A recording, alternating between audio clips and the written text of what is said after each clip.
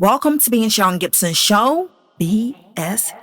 Hello BSG Fighters, welcome back to another episode. This is season 6, episode 8, featuring Didi Hairston, a mental health advocate, a podcast host, a writer. As intended, I am going to transform your mind into a strong and positive mind. Before I dive into today's topic, I'd like all of you to know that my TikTok and YouTube community are different from my podcast community, so check out the videos on these platforms. Hello Didi. Hi, how are you? I'm good. How are you doing today? I'm hanging in there. How about yourself? I'm going through pain, but I'm also hanging in there. I think we are all in the same situation right now.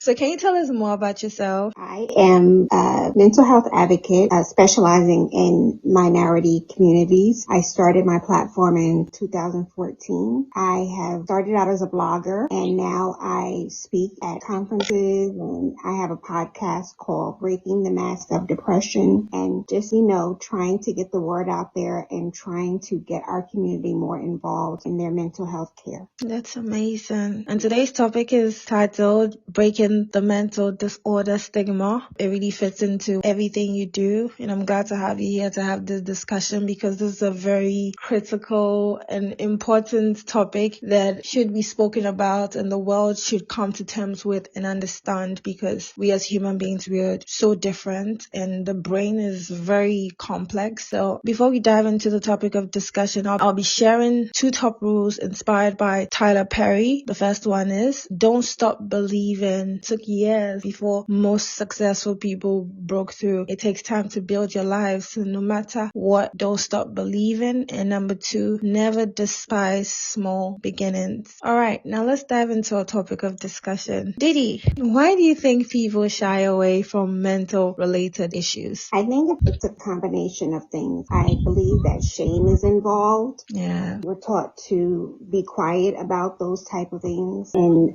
Black communities, we were told to keep it in the house, not talk about it. So there's shame involved. There is lack of knowledge about the different types of mental illnesses out there and what type of resources and care is there. And I don't know about there, but I know over here, the medical system is not the great in every, part of our country. So that is a challenge also. Oh, wow. That's interesting. When I was living in Ghana, which is in Africa, one doctor told me that you have to hide it. You don't tell anybody what you're going through. Like, there's a lot of stigma. Even in the hospital, they start to stigmatize you. They're the ones who start with the shame and making you feel like it's something you should be ashamed of. It's something you shouldn't talk about. So if educated people tell you to hide this diagnosis, how much more people who are not even educated about it? Exactly. And we put a lot of stock in the medical community and doctors. And so most people will follow their lead and listen to what they say. So if they're saying, don't do this or don't talk about it or, we're going to follow what they say because they are the doctors, I always say that I've been through a lot. The reason why I don't talk about it anywhere is because hopefully if I have enough strength, because writing a book ain't easy, but I would love to write about that part of my life and what happened and how I was able to, break through it and not identify with that and be the person that I am today because I've been able to push through all the things that I was told that I wouldn't be able to do because quote unquote you have this disorder. Right. Honestly speaking, I'm not ashamed at all. It's just that one thing I've learned is that you need to understand how the world works. So in as much as I'm not ashamed, you need to know the right time to say what you want to say. And it's my life. I decide who I want to tell and who I don't want to tell. Exactly. When you get into sharing your story, if you have a full-time job, you have to worry about that. Yeah. If you have children, you have to worry about that. So there's a lot that goes into deciding what to disclose and what not to disclose. Exactly. You feel me? That's so true because human beings, you might think, oh, this person cares about you in workplaces. You might think that your boss really cares about you and the way probably how they talk to you, it feels so warm. So you'd be like, okay, let me just share hear my struggle with my mental illness with my boss, maybe he would understand and give me less hours and, all that. But no, I'm sorry. They might smile at you and feel like they understand what you're saying. I actually had my nervous breakdown at work Oh.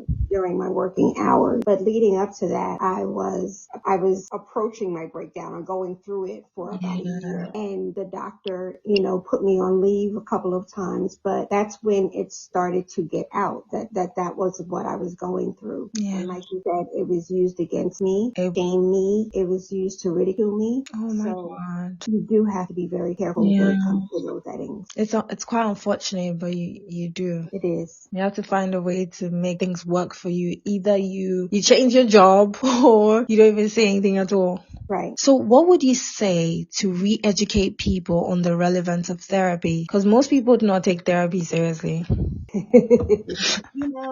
Traditionally, we were told that wasn't something that we do. Yeah. We don't talk about, we don't go to therapy. That's a, quote unquote white thing to do. Yes. I had that in mind. So we couldn't afford to do it. We didn't have access to that. So fast forward now, we're getting a little bit better. The world is getting a little bit better with acknowledging mental illness. So more people are seeking therapy, which is the reason why the waiting list in some places are so long. But okay. we have to get away from the part about I'm not going to share my struggle with a stranger, because you're going to a professional, someone who is supposed to be non-judgmental, someone who can take your thoughts and untangle them in some cases and get you to think about things differently, get you to see things clearly in some cases. And it's not easy. I mean, therapy is very hard. Talk therapy is extremely hard.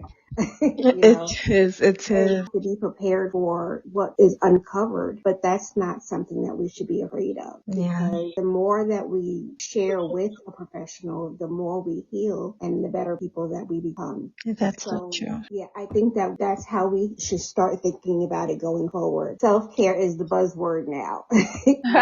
That's what I say, that going to therapy, going to the psychiatrist, taking your medication, those are all forms of self-care. They are. And you know what's even funny, is the fact that once you do all that, you're on your medication, you go to therapy, you do all that, right? Then you realize that people who are not on medication, who don't do therapy, they are mad people. In fact, that's the word that she used. Like, I'm like, I've been diagnosed with a disorder, right? But these people, they act more unhinged than I do.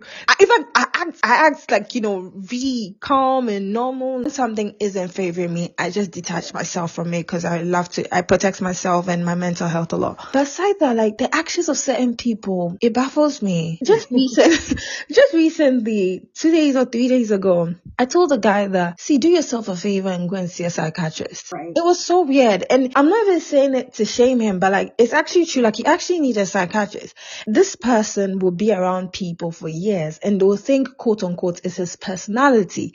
But it's not his personality. There's something wrong with him. And the reason why I can see it is because I've been in a mental home before and I've seen different types of people. So I can tell when somebody is not normal. And I've done a lot of deep work, research. I've done therapy. I did therapy for 3 years. I'm always I'm into the mental health world a lot. So it's easier for me to see something and go no, this ain't normal.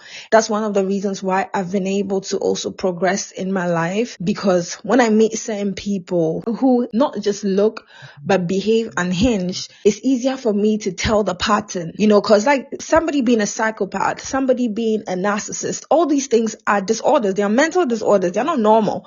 So I can see a narcissist and I can be able to tell, and I wouldn't engage. But if you've never been educated about mental health and all that, you can even go as far as marrying a narcissist, because you really don't know anything about mental health and you don't even know what is happening, and you just be crying and going back and forth, and you think, you're fighting for your love and fighting for your relationship. No, your partner needs to see a psychiatrist. Right. And as we go, like you said, as we get into that journey, the healing, the talk, talking, Yes. you're right, we become more enlightened. Yes. Narcissism, that's a perfect example, because that's another catchphrase. That's, everybody's a narcissist. Yes. And nobody understands that is a major disorder. Yes, it is. Narcissists, I grew up with narcissistic parents and a narcissistic partner. Crazy. And that they can cause emotional trauma on others that last forever. And so, that's something that we have to pay attention to. But like you said, we're in it. Yeah. So this is something that's really dear to my heart, because I feel like our generation, we're really suffering from this. A lot of people are falling into depression often than not. What could be the leading cause of that? Well, I have struggled with depression since birth, but it's been all my life. And I think that there are different reasons at different stages of life. And so I will fast forward to teen years. Okay. Because, we think that it's normal for a teen to be down or to be sulky or to speak loud. And I have children that lived with mental illnesses also. And so when they were teenagers, that was my thing. Like, oh, well, they're just going through the teen thing. But not thinking that, they could be being bullied in school. They could be feeling, low self-esteem, struggling with their grades, or maybe it's something that their parents are doing. At that age, it's different than what I would go through in my 20s or after I've had children, postpartum depression, menopause, every different stage, there's something different. However, when it comes to today, I'm older, but this generation, they have people coming into their home 24/7, via social media. So that means that people have access to bully you. People have access to be racist. It's just coming from everywhere. The news cycle is horrible. So there's COVID, nobody is thinking about the after effects of COVID on the world. Like, we have PTSD because of being locked up for almost 2 years and losing loved ones and friends and seeing death and sickness. I'm sorry. I really feel for the world, and especially what happened in Italy and areas of the world like China. Children now that are teenagers or young adults, and they're stunted, socially, and that contributes to depression. And yes, it can. So it's just different stages, ages, times, political, the political atmosphere right now causing stress and anxiety. Of course. I'm very intrigued and excited about what is happening in America right now in the running president of the Democrats, which is Kamala Harris. And I was like, I've never been into politics before, but just hearing her right now, I feel like I want to go into politics. Like, she should make me her vice president. She's giving me that energy. I never liked politics, but just seeing her on the internet is gingering me to just take that up. But I was saying that I don't understand upon all the people that the Republicans could choose. Why did they choose Donald Trump? I don't understand why certain people would do certain things, because I don't like to involve myself in politics or the government and everything. But I remember, even while living in Ghana, I remember the effect of Donald Trump's administration on the world. Like, come on, guys. Like, why are you playing? It's like you're playing games with people's lives. So yeah, that could actually cause like anxiety and depression. Like, you never know what's going to happen. You don't know if they're going to rig the election. And I really wish the world could somewhat, like, we could all come together and like really help America in this era. Because my heart really goes out to America. I'm not afraid to express myself or express how I feel about the country, or express it, even if people say that politics is a dirty game. I don't care. Yeah, all of us can be dirty. All of us have our evil sides. So bring it on. I did an episode on mindful journalism, and that how we need to take care of ourselves and we need to process what we allow in. Yes. And that is part of it. Turn the news off, take the app off your phone, highlight, but don't, tune into the Twitter. Yeah, don't be so consumed. You're so right. I do agree with you. Social media does play a role. Sometimes, because of AI, you don't even know if it's a sign from the universe or if it's AI messing with you. Because let's say, what's crazy here? Sometimes I'm going through something. I just open my app, maybe TikTok or Instagram. program, and boom, I get an answer. So you're like, is it AI that is doing this? Because sometimes I don't even talk. I'm just thinking about it. Is it AI, or it's just like the universe giving me a sign? Because I don't really talk to anybody as much. Like, I'm always like, to myself. I'm very private. I wouldn't say secretive, but I'm very private. I'm very cautious of allowing people into my space. Human beings are moving mad these days. Like, the evil is, I don't even know what's happening, but We have to be careful. we have to be careful. And what's even sad is even people that are family also getting involved in all these things. And it's just like, okay, so who can I even trust? Right. Like, okay, I just told myself I'm just going to connect to the spiritual world and just connect to God, and God, let's do this life together and speak to me. Even when I have a partner, tell me what to say, how to say, which information to withhold and which one to share with my partner, and all that, because I can't do this life alone. It's scary, to be honest. So yeah. Are you ready for the comfort break question? Comfort break question. The comfort break question for today is, would you rather speak 10 languages or play 10 instruments? I would rather speak 10 languages. Good answer. I'm from New York. I grew up in a melting pot and just different cultures fascinate me. And so being able to go that extra step by learning the language of other people and being able to engage with them on that level, I would love to do that. Now, musically, like, I love music. I love listening. Me too. I don't think I could do 10 instruments, especially at this age. What do I need to know 10 instruments? I'm so curious about how old you are. Are you in your 40s or are you in your 40s? What do you think? I'm 55 years old. Oh, wow. Yes. Oh, wow. Yeah. Today's question was an easy one because I would also want to speak 10 languages. Like, what am I going to do with 10 instruments? I love music. Music is my life, but like I would rather speak 10 languages. Yeah. Now, how many languages do you speak now? I speak 3. Awesome. No, I'm not too good with the Chinese yet, but I have a very good foundation in the Chinese language. I can write Chinese. I can actually learn it on my own and practice it again. The reason why I would say I'm a beginner in speaking Chinese, which I'm not, is because I haven't been practicing. And language is all about practicing. But I can speak a little bit of Chinese. French, my French is improving every single day. So I speak French and English. Wow. How do newly diagnosed persons with a mental disorder accept and live with their new reality, living unashamed with it? It is difficult. Very. It's difficult.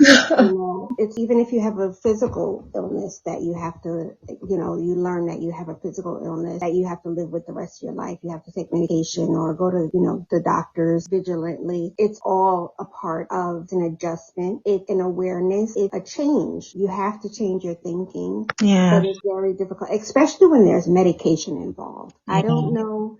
There's this stigma of mental illness, but there's also a stigma around medication in every area. Yes. And so thinking that you have to take a pill or multiple pills every single day for the rest of your life, that is major. So that is. you have to think, well, I take a vitamin every day, so I'll just take this along with my vitamin. And or you have to come to the mindset that, maybe you have low grade depression and this is something that you're just doing, for this meantime, or maybe it's just anxiety or ADHD, a temporary form, and I won't be doing this the rest of my life. So what you have to do is really, really zero in and talk to your psychiatrist and make sure that you understand, is this forever? What is the extent of my illness? There are people that are living with depression, and there's me that lives with treatment resistant depression. So that means that I will be taking something for the rest of my life. Yeah. And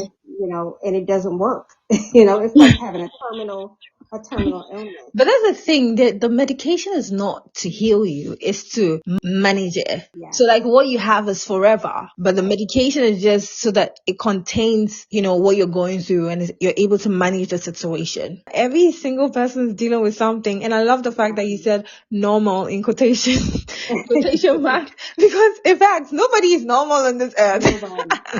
Nobody. And one thing that I'm jealous about is that when I was, started this journey, it was just my only access and my only knowledge was from a doctor. Oh, But yeah. now you can go on Instagram, for instance, and you'll see, like you are, actually seeing That's the so millions true. of people that are living with mental illnesses. You go on TikTok and you have doctors, you have therapists, you have people sharing their experiences. So that also gives you a bit of hope because you see that you're not by yourself and that people are living with it, that That's they're so actually true. living, they're going to work, they're raising their children, social media is a blessing and a curse. It is. No, I know. I think social media is a blessing, Yes. but as accompanied with anything in life, there are disadvantages and advantages. Even my apartment, I have a very beautiful studio apartment, right? When I came to this apartment, there were a lot of disadvantages, Right. but the advantages outweighed the disadvantages.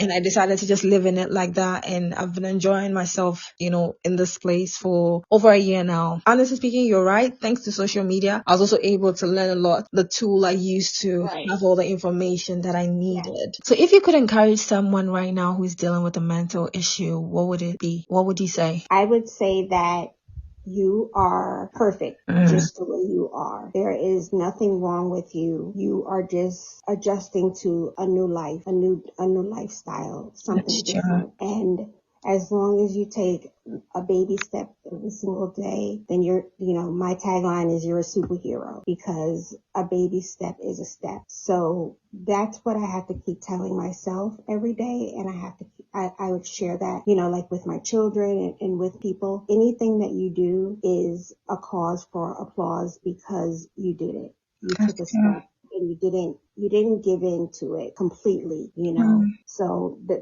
know that you are perfect and you're doing a fabulous job.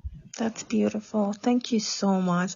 I think this has been one of my calmest episode ever. Maybe it's because I took my medication before I came on. So. Oh my God, but you're doing so well. I'm so proud of you. Like, I'm so happy for you. And Thank like you. you being alive for 5 decades, that's a huge thing. That is a that's a major accomplishment. Yeah, it Because, is. It is. It if is. you knew my story, if you see some of my stories, you Yeah, know that wasn't easy and I that wasn't know. always the crystal ball, Yeah, me being here. So yes, thank you so much. you're welcome. So before you leave, can you share any life lesson you live by? Ooh, that's a good question, Sharon. Thank you. One of my main things is I'm the only girl. I have 2 brothers. And so friendships are major to me. And so one of my life forces is to always make sure that you have at least 1 or 2 people in your circle that are your diehards, your ride or dies. Yeah. Because that is so important. When you're in the dark, they bring the light and vice versa. So that is something that I stand by. Okay, all right. So we've come to the end of this episode. It was very interesting. I got lost into the conversation, forgetting that we have listeners. But I'm going to go over Tyler Perry's top rules. Tyler Perry is a well-renowned producer, director, entrepreneur, actor. And he said, don't stop believing, keep moving, don't stop if you really want something, and never despise small beginnings. Don't be ashamed of how you started. Everybody that is on top started from somewhere, so don't be ashamed. Don't be ashamed of picking the bus. Don't be ashamed of starting in a studio apartment. Enjoy. Enjoy every single stage of your life because you're going to move forward and you don't want to miss out on it. Kindly leave us 5-star review if you enjoyed this episode. I love you as much as you love yourself. Thank you so much for listening. Until next episode, bye. Strong and positive.